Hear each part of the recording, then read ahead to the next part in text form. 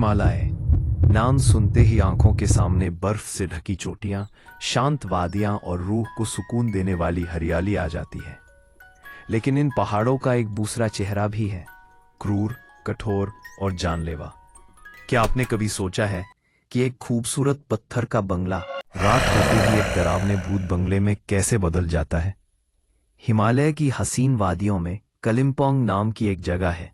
दिन में ये जगह किसी जन्नत से कम नहीं लगती, लेकिन रात होते ही यहाँ का सन्नाटा चीखने लगता है।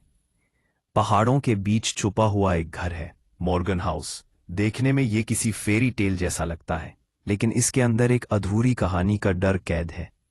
लोग कहते हैं जब रात गहरी होती है तो इस हवेली की खाली सीढ़ियों पर एक आवाज गूंजती है, टुक टुक टुक। ये आवाज है हाई हील्स की, एक ऐसी औरत के चलने की आवाज जो सालों पहले मर चुकी है। बात 1930 के जमाने की है। जॉर्ज मॉर्गन नाम का एक अमीर अंग्रेज था। वो अपनी नई नवेली दुल्हन से बेइंतहा प्यार करता था। उसने अपनी पत्नी के लिए कलिम्पोंग की सबसे खूबसूरत जगह पर यह सपनों का महल बनाया। वो दोनों यहाँ बहुत खुश थे। हर शाम यहाँ पार्टीज होती थी, म्यूजिक बजता था। ये घर उनके प्यार की निशानी था। लेकिन कहते हैं ना, हर खुशी को किसी न किसी की नजर लग ही जाती है। शादी के कुछ ही वक्त बाद मिसेस मॉर्गन की अचानक मौत हो गई। उनकी मौत कैसे हुई, ये आज भी एक राज है। कुछ लोग कहते हैं उन्हें कोई बीमारी थी, लेकिन पुराने लोग दबी आवाज में बताते हैं कि वो मौत नेचुरल नहीं थी। कहा जाता है कि मरने से पहले वो बहुत तड़पी थी। इस हवेली की दीवारों ने उनकी आखिरी चीखें सुनी थी।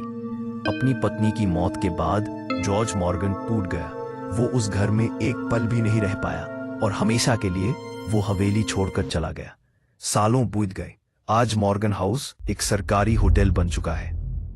टूरिस्ट्स यहाँ रुकने आते हैं, लेकिन जो लोग यहाँ रात बिताते हैं वो सुबह एक अजीब सी डर की कहानी सुनाते हैं। कई गेस्ट ने बताया है कि रात के 2 या 3 बजे के करीब जब पूरा होटल शांत होता है, उन्हें लकड़ी के कॉरिडोर में किसी के चलने की साफ आवाज आती है, टुक टुक टुक, जैसे कोई औरत हाई हील्स पहनकर गुस्से में टहल रही। जब स्टाफ या गेस्ट दरवाजा खोलकर देखते हैं तो वहां कोई नहीं होता, सिर्फ ठंडी हवा का एक झोंका होता है। माना जाता है कि मिसेस मॉर्गन की आत्मा आज भी अपने घर को छोड़कर नहीं गई। वो आज भी वहीं है, अपने पति का इंतजार कर रही है। वो किसी को नुकसान नहीं पहुंचाती, बस अपनी मौजूदगी का एहसास दिलाती। तो अगर आप कभी हिमालय की सैर पर निकलें और मॉर्गन हाउस में रुके तो जरा ध्यान से सुनिएगा।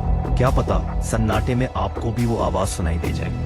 वीडियो पसंद आया तो लाइक करें और कमेंट में बताएं, क्या आप इस हवेली में एक रात बिताने की हिम्मत रखते हैं?